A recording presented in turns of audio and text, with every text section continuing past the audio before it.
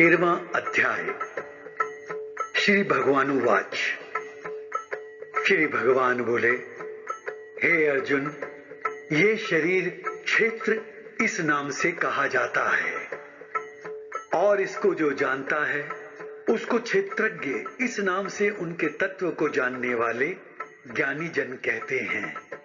हे अर्जुन, तू सब क्षेत्रों में क्षेत्रज्ञ अर्थात जीवात्मा भी मुझे ही जान, और क्षेत्र क्षेत्रज्ञ को अर्थात विकार सहित प्रकृति का और पुरुष का जो तत्व से जानना है वो ज्ञान है, ऐसा मेरा मत है।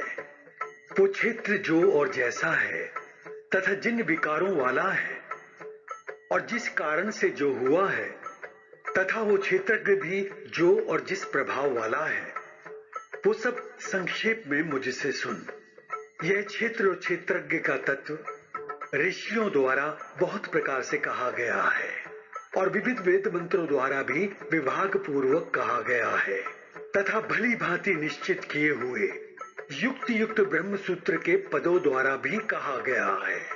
5 महाभूत, अहंकार, बुद्धि और मूल प्रकृति भी तथा 10 इंद्रियां, 1 मन और 5 इंद्रियों के विषय अर्थात शब्द, स्पर्श, रूप, रस और गंध, इच्छा, द्वेष, सुख, दुख, स्थूल देह का पिंड चेतना और धृति, इस प्रकार विकारों के सहित यह क्षेत्र संक्षेप में कहा गया।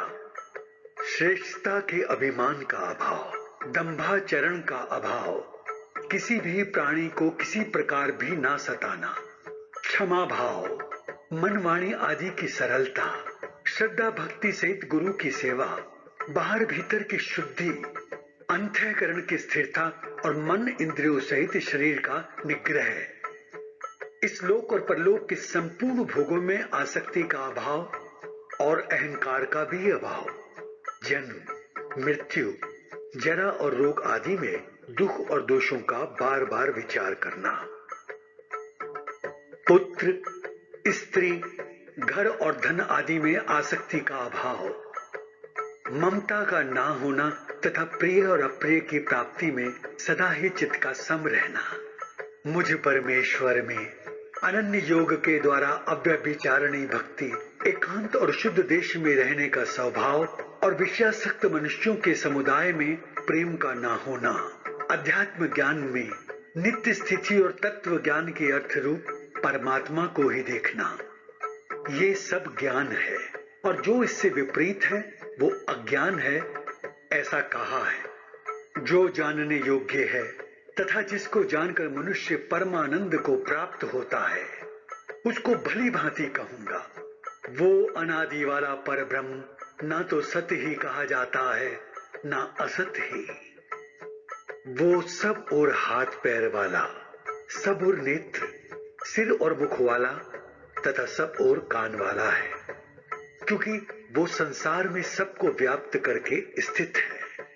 वो संपूर्ण इंद्रियों के विषयों को जानने वाला है, परंतु वास्तव में सब इंद्रियों से रहित है तथा आसक्ति रहित होने पर भी सबका धारण पोषण करने वाला और निर्गुण होने पर भी गुणों को भोगने वाला है।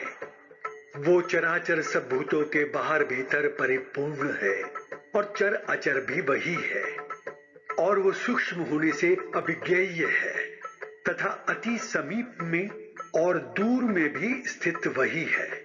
वो परमात्मा विभाग रहित एक रूप से आकाश के सदृश परिपूर्ण होने पर भी चराचर संपूर्ण भूतों में विभक्त सा स्थित प्रतीत होता है, तथा वो जानने योग्य परमात्मा विष्णु रूप से भूतों को धारण पोषण करने वाला और रुद्र रूप से संहार करने वाला तथा ब्रह्मा रूप से सबको उत्पन्न करने वाला है। वो पर ब्रह्म ज्योतियों का भी ज्योति एवं माया से अत्यंत परे कहा जाता है। वो परमात्मा बोध स्वरूप जानने के योग्य एवं तत्व ज्ञान से प्राप्त करने योग्य है। वो सबके हृदय में विशेष रूप से स्थित। इस प्रकार क्षेत्र तथा ज्ञान और जानने योग्य परमात्मा का स्वरूप संक्षेप से कहा गया। मेरा भक्त इसको तत्व से जानकर मेरे स्वरूप को प्राप्त होता है। प्रकृति और पुरुष, इन दोनों को ही तू अनादि जान और राग द्वेष आदि विकारों को तथा त्रिगुणात्मक संपूर्ण पदार्थों को भी प्रकृति से ही उत्पन्न जान।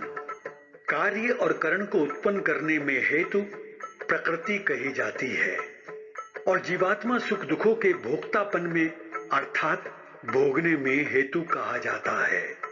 प्रकृति में स्थित ही पुरुष प्रकृति से उत्पन्न त्रिगुणात्मक पदार्थों को भोगता है और इन गुणों का संग ही इस जीवात्मा की अच्छी बुरी योनियों में जन्म लेने का कारण है।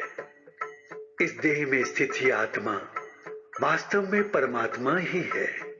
वो साक्षी होने से उपद्रष्टा और यथार्थ सम्मति देने वाला होने से अनुमंता, सबका धारण पोषण करने वाला होने से भर्ता, जीव रूप से भोक्ता, ब्रह्मा आदि का भी स्वामी होने से महेश्वर और शुद्ध सच्चिदानंद घन होने से परमात्मा, ऐसा कहा गया है। इस प्रकार पुरुष को और गुणों के सहित प्रकृति को जो मनुष्य तत्व से जानता है, वो सब प्रकार से कर्तव्य कर्म करता हुआ भी फिर नहीं जन्मता।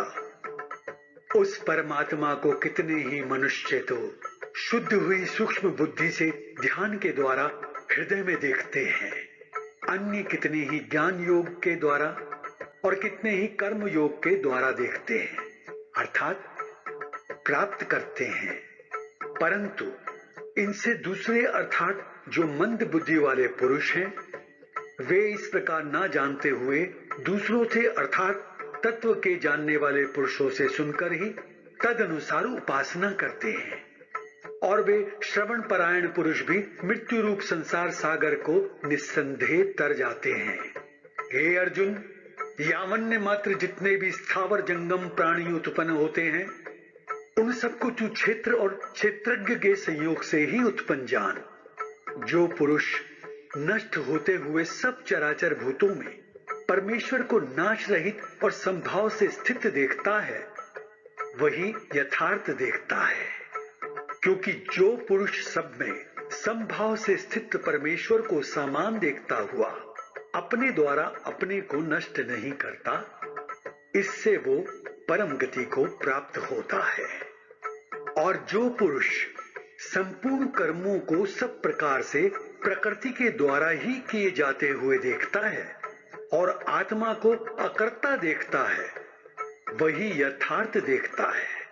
जिस क्षण ये पुरुष भूतों के पृथक पृथक भाव को एक परमात्मा में ही स्थित तथा उस परमात्मा से ही संपूर्ण भूतों का विस्तार देखता है, उसी क्षण वो सच्चिदानंद घन ब्रह्म को प्राप्त हो जाता है। हे अर्जुन, अनादि होने से और निर्गुण होने से ये अविनाशी परमात्मा शरीर में स्थित होने पर भी वास्तव में ना तो कुछ करता है और ना लिप्त ही होता है। जिस प्रकार सर्वत्र व्याप्त आकाश सूक्ष्म होने के कारण लिप्त नहीं होता, वैसे ही देह में सर्वत्र स्थित आत्मा निर्गुण होने के कारण देह के गुणों से लिप्त नहीं होता। हे अर्जुन, जिस प्रकार एक ही सूर्य इस संपूर्ण ब्रह्मांड को प्रकाशित करता है, उसी प्रकार एक ही आत्मा संपूर्ण क्षेत्र को प्रकाशित करता है। इस प्रकार क्षेत्र और क्षेत्रज्ञ के भेद को तथा कार्य सहित प्रकृति के मुक्त होने को जो पुरुष ज्ञान नेत्रों द्वारा तत्व से जानते हैं, वे महात्मा जन परम ब्रह्म परमात्मा को प्राप्त होते हैं। 13वां अध्याय समाप्त।